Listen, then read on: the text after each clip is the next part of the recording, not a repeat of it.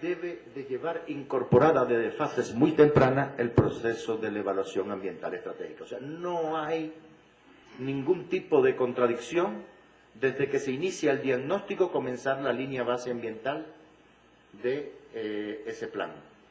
Y junto con ello, en la medida que se va evolucionando y cuando se llega al plan a alternativas o variantes del plan, esas alternativas ya tienen una evaluación ambiental estratégica y pudiendo decir desde el punto de vista ambiental cuál es la mejor. De forma tal que el proceso de evaluación ambiental puede ser de carácter cualitativo, muy sencillo de acuerdo con la velocidad de la planificación o detallado de acuerdo con la profundidad del proceso de planificación. De esta forma, lo que puede incorporarse a cada fase del planeamiento físico en materia ambiental está claramente determinado. ¿Cuáles son las investigaciones ambientales que hay que incorporar al diagnóstico? Adelante. ¿Cuáles son las que hay que incorporar a los objetivos? ¿Qué es lo que hay que incorporar a la estrategia? Al control del plan.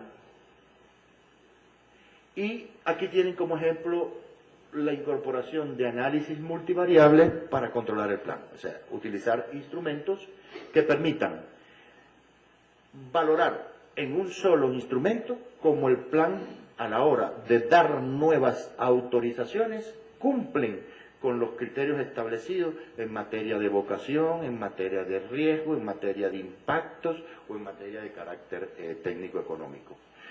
Muchos de estos instrumentos ya se usan como instrumentos por instituciones como el Fondo de Inversión Social de Emergencia para la determinación de la aptitud de los territorios para la ubicación de sus proyectos. Entonces, esto es un ejemplo de instrumentos que pueden servir como instrumento de control del plan. Adelante. Esa es la segunda parte del instrumento. Voy a pasar. El fortalecimiento legal del ordenamiento territorial. Se necesita obligatoriamente en el país darle un respaldo legal a este proceso para que sea jurídicamente vinculante. De lo contrario, lo que planificamos no va a ser materializado porque el dueño tiene todas las facultades de hacer en su propiedad actualmente las atribuciones que él considere propicia. Le pongo un ejemplo. Toda la cuenca sur de Managua ahora está sembrada de maní. Alguien vino y ha pagado una enorme cantidad de dinero para sembrar maní. Entonces, ¿qué es más peligroso? ¿El proceso de crecimiento poblacional en materia de contaminación o el proceso de siembra de maní con la cantidad de químicos que llevan el proceso para las aguas subterráneas? Entonces, el proceso de ordenamiento territorial necesita también voluntad política y apoyo a los gobiernos territoriales. Tiene que haber apoyo del gobierno central y de todos los actores, pero además la tarea de que el municipio asuma esto, eso es sencillamente imposible e inviable. Tiene que ser una tarea conjunta, porque el municipio no cuenta con los recursos humanos, técnicos ni financieros para llevar a cabo un proceso de este tipo. ¿Cuáles son los principales requisitos ambientales del ordenamiento territorial? Necesita respeto a la capacidad de resiliencia del territorio y sus ecosistemas. Tiene que tener funcionabilidad óptima entre las actividades, búsqueda del uso múltiple de los ecosistemas, accesos a los bienes y servicios ambientales y públicos para los residentes locales, que reconozca los límites que la naturaleza impone a ese desarrollo, que combine los valores económicos, ambientales, culturales y sociales en el uso del territorio y que se adapte a los riesgos y en especial al cambio climático. Respeto a las costumbres locales, muy especial en las comunidades étnicas y que sea prospectivo. Finalmente, hay una serie de requisitos de un plan para que cumpla con los criterios del desarrollo sostenible. O sea, que cuando establezcamos un plan de ordenamiento territorial no pongamos objetivos individuales, sociales, económicos y ambientales. Trabajemos con objetivos de desarrollo sostenible. Y eso lo podemos evaluar a través de el ordenamiento territorial como un instrumento de gobierno. Si no le sirve al gobierno, no le sirve a nadie, y me refiero al gobierno municipal. Jurídicamente vinculante, o sea, que se obligue a hacer lo que él establece, si no, se perdió el tiempo, que sea descentralizado y participativo, que sea estratégico, regulador, ambientalmente viable, integral, factible y que sea gestionable y controlable. Muchas gracias.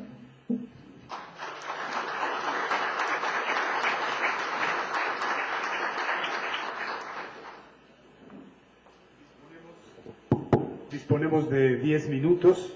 Por favor, quienes tienen los micrófonos inalámbricos, para que puedan pasar. Aquí está, compañerita.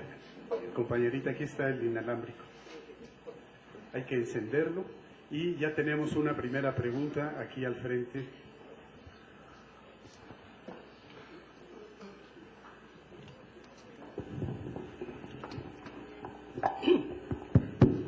Buenos días, mi nombre es Ignacio Rodríguez, soy docente de la Universidad Agraria, trabajo para planificación de cuenca hidrográfica y soy especialista en turismo.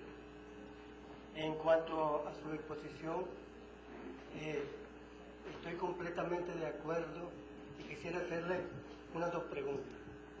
En la búsqueda del equilibrio del uso y manejo del ecosistema, para evitar los impactos, hay algo que se menciona que se llama la capacidad de carga humana, pero se menciona a veces y no se complementa la capacidad productiva y el potencial del ecosistema con garantizar su capacidad de carga.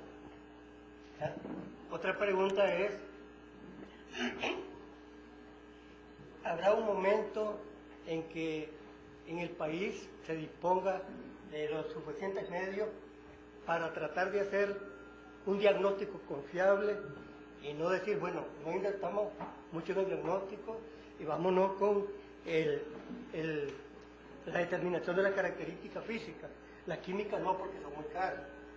Me refiero a esto porque en la Universidad Agraria estamos haciendo estudios de microcuenca y hemos comprobado que los suelos están perdiendo su fertilidad y están pasando a ser suelos parecidos a las tierras de agricultura migratoria. Se usan 4 años y se dejan descansar 6 años.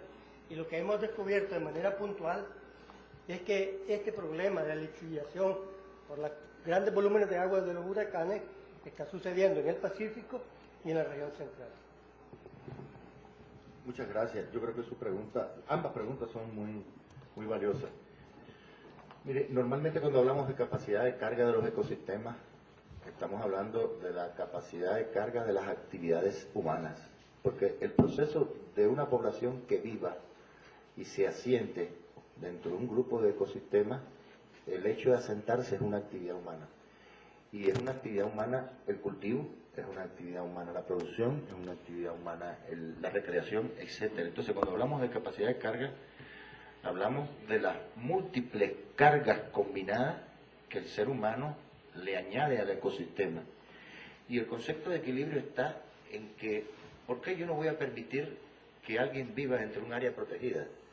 Si el concepto de área protegida no es para preservarla de por vida o de per se así, la gente debe vivir en el área protegida. Pero les voy a decir más, mi opinión personal, la gente del área protegida tiene que tener un modo vivendi que sea económicamente factible, porque si no la gente va a vivir de la leña que hay en el área protegida, va a vivir de las especies protegidas y va a vivir de otras cosas para lo cual el área protegida el objetivo para el cual fue declarada no se cumple. Entonces, si la gente puede producir, tener sus ingresos y elevar su calidad de vida sin que ello lleve implícito el deterioro de especies verdaderamente amenazadas, no de especies sin importancia, de que no se deforesten especies que se sabe que tienen un alto valor comercial, y de que al contrario hayan actividades de regeneración natural o actividades de manejo de bosque, pues estaríamos hablando de un correcto equilibrio entre las actividades humanas y el uso de ese territorio. En cuanto a lo segundo, mire, yo estoy totalmente de acuerdo con usted, que tenemos que enfocar los esfuerzos en el país por reducir el problema de los diagnósticos. Estamos haciendo diagnósticos como si fueran tesis doctorales, que al final la mayoría de los datos no nos sirven para tomar decisiones, o si los datos no existieran, no harían falta tampoco para tomar decisiones.